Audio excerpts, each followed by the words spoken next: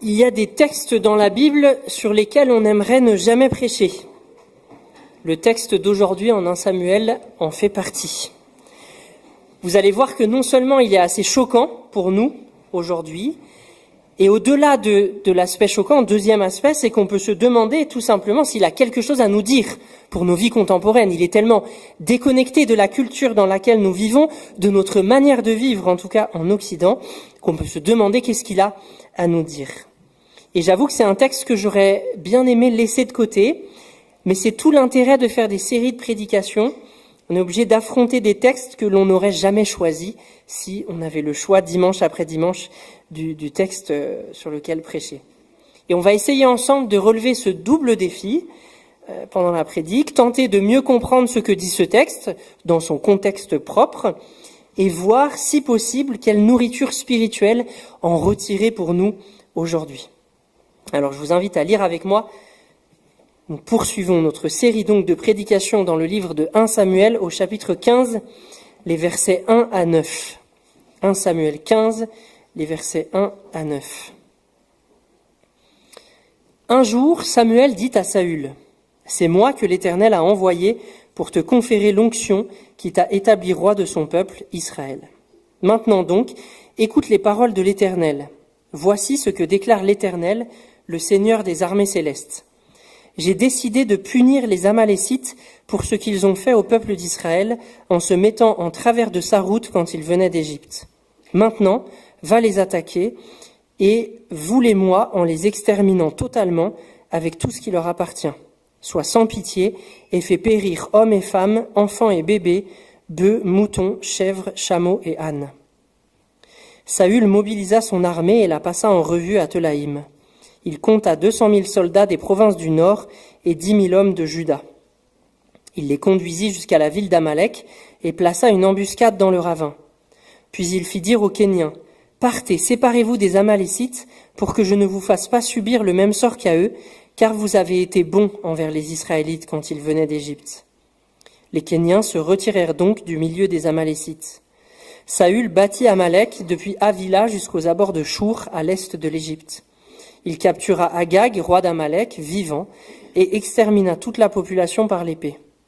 Saül et ses soldats épargnèrent Agag, ainsi que les meilleurs animaux du butin, moutons, chèvres et bœufs, bêtes grasses et agneaux. Ils ne voulurent pas les détruire pour les vouer à l'Éternel. Par contre, ils détruisirent tout ce qui était méprisable et sans valeur. Amen. Vous l'avez sûrement remarqué à la lecture, le cœur de ce qui nous choque dans ce texte, c'est le verset 3, ce commandement de Dieu qui est transmis au roi Saül par l'intermédiaire du prophète Samuel. Maintenant, va les attaquer, les Amalécites, et voulez-moi en les exterminant. D'autres traductions disent voulez-moi à l'interdit, voulez à l'anathème. Voulez-moi en les exterminant totalement avec tout ce qui leur appartient, sois sans pitié et fais périr hommes et femmes, enfants et bébés, bœufs, moutons, chèvres, chameaux et ânes. Un commandement absolument choquant pour nous, lecteurs modernes. Comment le comprendre? Qu'est-ce qui amène Dieu à demander une telle chose à Saül ici? Sans prétendre enlever toute la difficulté du texte, je ne crois pas y parvenir, plusieurs éléments à souligner permettent de mieux saisir tout de même le sens du commandement dans son contexte. Déjà, pourquoi est-ce que Dieu commande ceci à Saül? Au verset 2, donc juste avant ce verset 3 qui est très choquant pour nous, Dieu justifie sa décision de juger les Amalécites. Il explique que il veut les détruire à cause de ce qu'ils ont fait au peuple d'Israël en se mettant en travers de sa route quand ils venaient d'Égypte.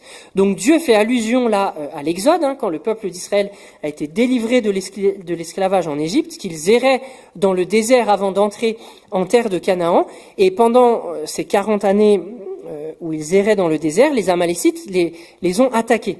Donc c'est des événements qui se sont passés 150 à 200 ans avant le récit d'1 Samuel 15. Et plus précisément, Dieu fait allusion au récit d'Exode chapitre 17, que vous pourrez relire si ça vous intéresse de creuser. Exode chapitre 17 qui nous raconte l'attaque des Amalécites contre Israël alors qu'ils erraient dans le désert. C'est le fameux récit, vous savez, où Our et Aaron doivent tenir les bras de Moïse pour que les Israélites dominent la bataille. Et dès lors que Moïse baissait les bras, les Israélites perdaient, se faisaient dominer par les Amalécites. Et alors que Our et Aaron lui tenaient les bras en l'air, les Israélites arrivaient à dominer les Amalécites. Et c'est important pour notre compréhension du texte du jour, un autre texte de l'Ancien Testament encore, Deutéronome 25, fait aussi allusion à cette attaque des Amalécites contre les Hébreux. Et il est dit en Deutéronome 25 en particulier que les Amalécites ont attaqué les Hébreux sans aucune crainte de Dieu, donc d'une manière cruelle et injuste, en les attaquant par derrière à la fin du cortège, et donc en tuant les personnes les plus faibles du peuple d'Israël, parce que ceux qui sont à la fin du cortège, c'est ceux qui sont malades, c'est ceux qui sont âgés, c'est ceux qui sont très jeunes, et qui du coup se déplaçaient moins vite que le reste du cortège. Et donc on apprend là, dans ces autres textes, la cruauté dont les Amalécites ont fait preuve dans leur attaque d'Israël. C'est pas juste un peuple qui a été en guerre contre Israël comme plein d'autres, mais c'est un peuple qui a fait preuve dans leurs attaques d'Israël d'une grande cruauté. Ils n'ont fait preuve d'aucune crainte de Dieu, et c'est avec cruauté qu'ils ont attaqué le peuple d'Israël. Et ça, c'est le premier élément à avoir en tête, je crois, pour bien resituer cet anathème d'un Samuel 15, c'est la cruauté dont les Amalécites ont fait preuve par le passé. Mais du coup, l'autre question qui survient instantanément à l'esprit, c'est est-il juste de la part de Dieu que des Amalécites soient mis à mort sur son ordre par Saül pour un événement qui remonte à 150 ans auparavant?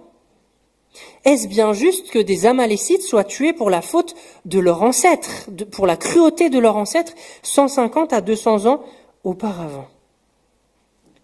Et ça m'amène au deuxième élément important pour bien comprendre 1 Samuel 15, c'est que les Amalécites, contrairement aux apparences, les Amalécites qui sont tués ici par Saül, ne portent pas la culpabilité de leur ancêtre.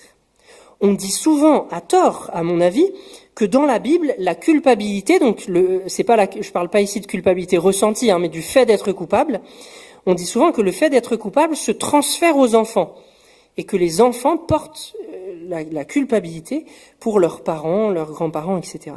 Mais je crois que c'est faux. Aucun texte dans la Bible ne va dans ce sens. Au contraire, plusieurs textes disent que Dieu ne condamne pas les enfants pour la faute de leur père, mais qu'il fait payer chacun pour sa propre faute. Du coup, comment comprendre ici? En fait, si on lit de nouveau à la lumière de l'ensemble des textes de l'Ancien Testament, on se rend compte que les Amalécites n'ont pas été cruels envers Israël seulement il y a 150 ans, quand Israël a été délivré par Dieu de l'esclavage en Égypte, mais ils ont persévéré ensuite dans cette voie. Les Amalécites ont continué à de nombreuses reprises d'attaquer les Israélites, et ils le font pas très longtemps avant notre texte, et ils continueront de le faire après 1 Samuel 15. Ceux qui sont tués dans notre texte par Saül le sont donc à cause de leurs propres péchés, et non pas seulement à cause des péchés commis 150 ans auparavant. Ils sont punis par Dieu à travers Saül ici parce qu'ils ont persévéré dans la voie de leurs ancêtres, en attaquant Israël, en s'alliant avec d'autres nations pour attaquer Israël à de multiples reprises.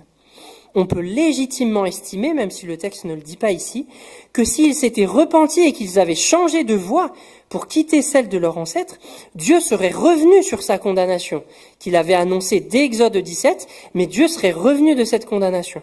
Si je l'affirme avec autant de certitude, bien que le texte n'en parle pas, c'est qu'on voit ce genre d'exemple dans d'autres textes de l'Ancien Testament. Pensez seulement à la destruction des Ninivites, qui n'a pas eu lieu justement, mais qui avait été annoncée à travers Jonas. Dieu envoie Jonas annoncer la destruction de Ninive, dans le livre de Jonas, et la destruction est annoncée sans aucune condition. Dieu dit à Jonas de dire que dans 40 jours, il va détruire la ville. Il n'est pas dit, si vous persistez dans vos voies, si vous ne changez pas, je vais détruire la ville. Il dit, dans 40 jours, Ninive sera détruite. Jonas prêche cette prophétie de jugement dans Ninive. Les Ninivites se repentent, ils s'humilient devant Dieu, ils changent de comportement, ils changent de voie. Ils s'engagent à le faire, mais ils se mettent en chemin pour changer. Et du coup, Dieu ne détruit pas la ville de Ninive. De la même manière ici, on peut dire avec certitude que si les Amalécites avaient changé, Dieu serait revenu sur sa condamnation. C'est donc vraiment le deuxième élément important à avoir en tête. Les Amalécites ici sont punis à cause de leur propre péché parce qu'ils ont persévéré dans la voie de leur ancêtre et non pas seulement à cause de ce qu'il s'est passé 150 ans plus tôt. La troisième question difficile que pose le texte, qui vous a peut-être traversé l'esprit, c'est la suivante. Dieu a-t-il commandé ici à Saül un génocide ? Parce qu'on pourrait avoir cette impression, à la première lecture du texte, que c'est un génocide que Dieu demande à Saül de faire contre les Amalécites. Et si c'est le cas, c'est embêtant. C'est embêtant d'adorer un Dieu qui aurait commandé ici un génocide. Alors la question est difficile, et là encore, je prétends pas résoudre totalement la difficulté. Il y a plusieurs livres qui ont été écrits sur le sujet, que je peux vous recommander, surtout en anglais, si vous voulez creuser ça. Mais ce que j'aimerais dire ici, c'est déjà poser clairement que Saül n'a pas commis de génocide. Saül n'a pas commis de génocide dans ce texte parce qu'on retrouve des Amalécites plus loin en 1 Samuel. David, par exemple, si vous poursuivez la lecture du livre, David, quelques chapitres plus loin, continue de se battre contre des Amalécites. On retrouve encore des Amalécites qui font la guerre à Israël dans le 2e livre de Samuel et en 1 Chronique. Donc les Amalécites ont continué de vivre. Ils n'ont pas été complètement exterminés par Saül ici, et donc on peut déjà affirmer que Saül n'a pas commis de génocide. Et du coup, la formule de notre texte au verset 8, où il est dit que Saül extermina toute la population par l'épée, doit être lue comme une formule d'exagération, une formule hyperbolique, qui exagère la réalité. Il y a d'autres formules d'ailleurs dans notre texte qui sont très certainement hyperboliques. Ça peut nous paraître très bizarre à nous aujourd'hui que dans un texte historique qu'on considère à juste titre comme la parole de Dieu, qui est des formules d'exagération, mais en fait à l'époque c'était très courant dans les récits de guerre d'exagérer les victoires pour glorifier les vainqueurs. Ça ne doit donc pas trop nous déstabiliser. Et en plus, le texte lui-même, en fait, c'est dans le livre d'1 Samuel lui-même qu'on voit que c'est une exagération, puisque quelques chapitres plus loin, on voit que tous les Amalécites n'ont pas été exterminés. Il y en a qui continuent de se battre contre David, comme je le disais. Donc Saül n'a pas commis de génocide. Mais la question de savoir si Dieu a commandé un génocide, elle demeure. Si c'était le cas, on pourrait dire alors que Saül a désobéi à Dieu, que Dieu a demandé à Saül de commettre un génocide contre les Amalécites, mais que Saül n'a pas obéi en laissant s'enfuir et en laissant survivre. Dieu a-t-il donc commandé un génocide ? Je crois qu'on peut répondre que non. Que non, parce que déjà, aucun élément dans le texte nous permet de dire que Saül a désobéi en laissant des survivants. Il y a bien une désobéissance de Saül dans le texte. Je vais y revenir et on en reparlera la semaine prochaine, puisque le texte qui suit continue de parler de cette désobéissance de Saül. Saül a bel et bien désobéi contre Dieu, mais non pas en laissant des Amalécites s'enfuir. Ça ne lui est reproché nulle part. Ce qui lui est reproché, et qu'on approfondira comme je le disais, c'est d'avoir laissé le roi vivant et d'avoir prélevé du bétail sur le butin, ce qui lui avait été formellement interdit. Il était donc juste, et là aussi il y a d'autres textes qui vont dans ce sens, j'ai pas trop le temps de m'étaler, mais il était juste, dans le cadre même du commandement de Dieu, de laisser vivre les Amalécites qui s'enfuyaient. Et on peut dire que l'Éternel n'a pas commandé à Saül d'effectuer le génocide des Amalécites. Notez aussi que, même si c'est pas directement en lien avec le génocide des Amalécites, Saül prend bien soin de demander aux Kéniens, un autre peuple, de sortir du milieu des Amalécites avant de lancer les attaques. Il y a eu donc une annonce de l'extermination qui allait venir, ce qui a non seulement laissé la possibilité aux Kéniens de sortir du milieu des Amalécites, mais, comme je l'ai dit, on le constate en creux dans le texte, ça a même permis à certains Amalécites de s'enfuir. Et Dieu n'a pas demandé à Saül d'exterminer ceux qui s'enfuyaient. Ce que Dieu a demandé à Saül, c'est d'exterminer, même si ça reste choquant, encore une fois, je prétends pas lever toutes les difficultés du texte, ce qui a été demandé, c'est d'exterminer tous ceux qui restaient dans les villes et qui ont donc persévéré dans leur hostilité contre Israël, qui ont dit non, on va se battre contre vous, on ne va pas vous laisser faire justice contre nous. On a donc posé 3 éléments de contexte et d'interprétation qui permettent de mieux situer ce récit. D'abord, la cruauté des Amalécites dans leurs nombreuses guerres contre les Israélites. Le fait ensuite que cette cruauté soit toujours d'actualité à l'époque d'1 Samuel 15 et que les Amalécites qui sont exterminés dans ce texte ne portent pas la culpabilité de leurs ancêtres mais portent leur propre culpabilité. Et enfin, le fait que malgré les apparences à première lecture, on peut affirmer à la lumière de l'ensemble du texte biblique que ce n'est pas un génocide que Dieu ordonne ici. Mais alors, qu'est-ce que ce texte a à nous dire pour notre vie spirituelle contemporaine ? Et la première question qu'on peut se poser en ce sens, c'est la pratique de vouer à l'interdit est-elle toujours d'actualité ? Alors non, rassurez-vous, non, ce genre de pratique n'est absolument plus d'actualité. Déjà parce que l'Église n'est pas une nation comme l'était l'Israël de l'Ancien Testament pour entrer en guerre contre d'autres nations et même pour vouer à l'interdit d'autres nations. C'est donc quelque chose qui est absolument absent des pratiques de l'Église, Dieu merci. Et on peut noter que non seulement le Nouveau Testament ne mentionne nulle part ces pratiques, mais même à l'inverse d'elles, il enseigne aux disciples du Christ une attitude tout autre que celle qu'on lit ici. Le Nouveau Testament, que ce soit par la bouche de Jésus ou des apôtres, nous enseigne à aimer nos ennemis, à rendre le bien pour le mal que l'on nous fait, etc., etc. Les données sont massives. Vous pouvez relire le Sermon sur la montagne, Romains 12, la première lettre de Pierre, etc., etc. Et il me semble important de poser ici aussi, même si j'aurais pas le temps de le développer, et c'est là encore une question assez complexe, mais il me semble important de poser qu'il serait tout aussi illégitime pour la nation contemporaine d'Israël de s'appuyer sur ces textes pour mettre en pratique l'extermination totale d'un autre peuple. Pourquoi est-ce que je dis ça ? Il y aurait beaucoup de choses à développer, mais je donne juste un argument qui me semble le plus simple. C'est que même dans l'Ancien Testament, la pratique de vouer à l'interdit, qui concerne ici les Amalécites, mais qui a concerné d'autres peuples dans d'autres textes, cette pratique est liée à un temps très particulier. C'est le temps de la conquête du territoire de Canaan et n'est pas censée être reproduite par la suite. Même lorsque les Israélites rentrent de l'exil babylonien au VIe siècle avant Jésus-Christ, on ne retrouve absolument pas cette pratique de vouer un peuple à l'interdit.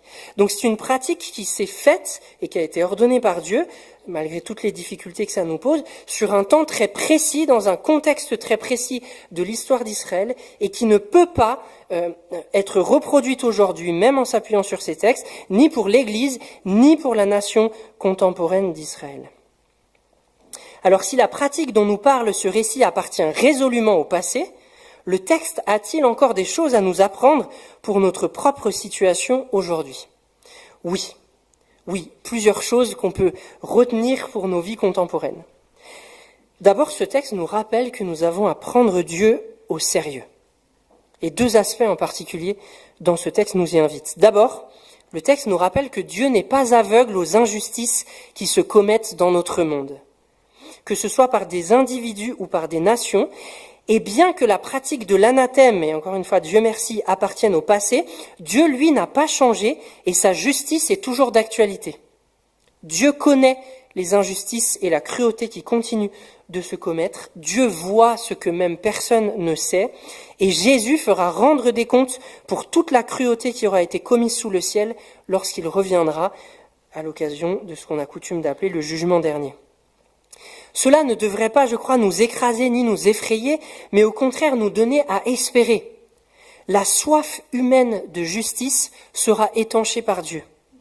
Heureux ceux qui ont faim et soif de justice, car ils seront rassasiés. Le deuxième aspect qui nous invite à prendre Dieu au sérieux dans ce texte, c'est au moyen d'un contre-exemple que j'ai déjà mentionné, c'est la désobéissance de Saül.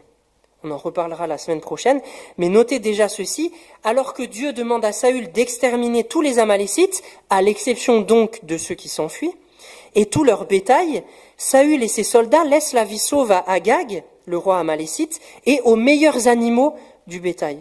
Ils se constituent un butin, même si, là encore on le redécouvrira la semaine prochaine, le butin qu'ils se constituent, c'est pour l'offrir en sacrifice à l'Éternel. Il constitue un butin, alors que le principe même de l'anathème, c'est précisément qu'il n'y ait aucun butin.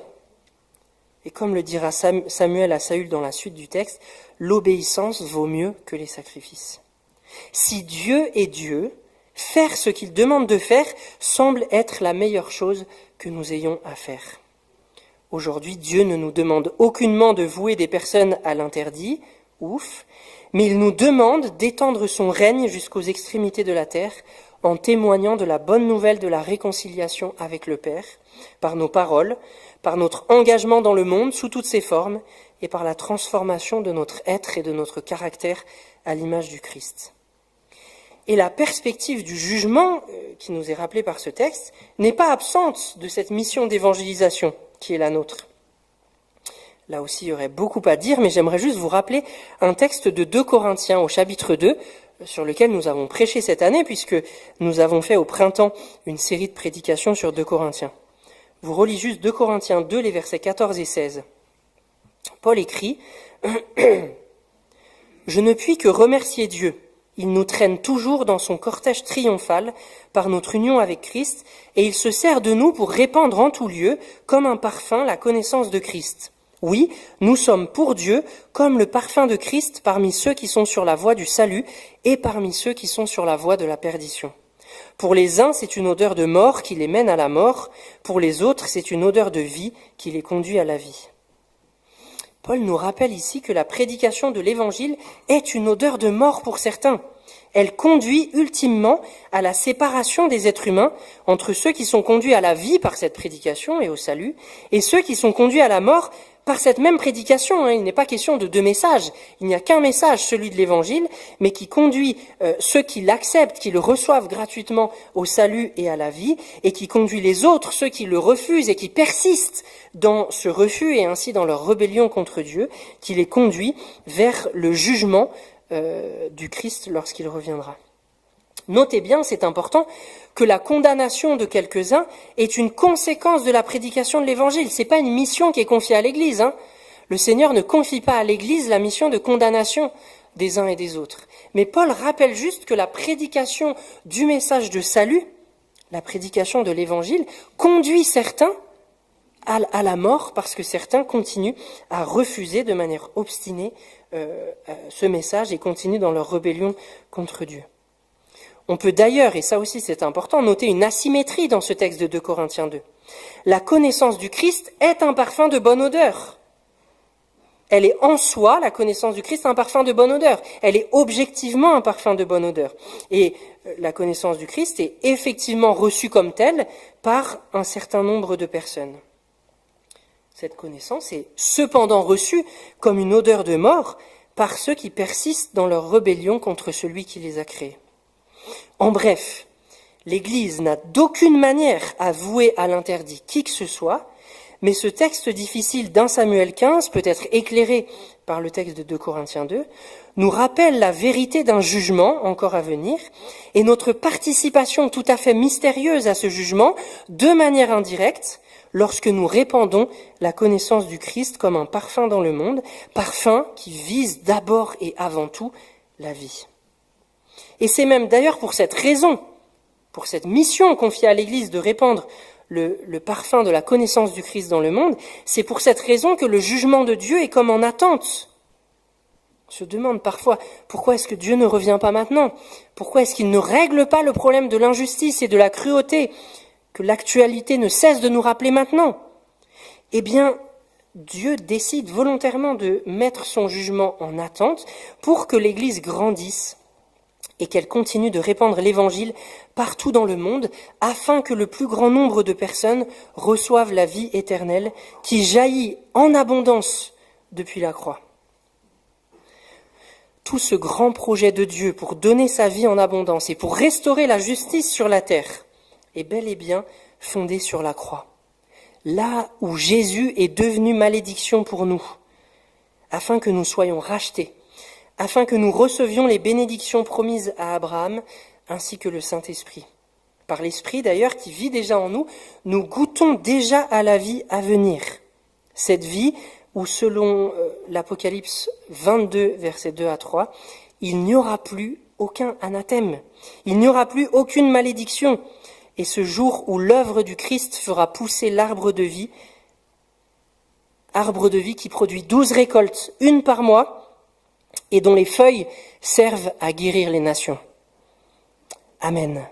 Je vous invite à quelques secondes de silence pour recevoir ces paroles.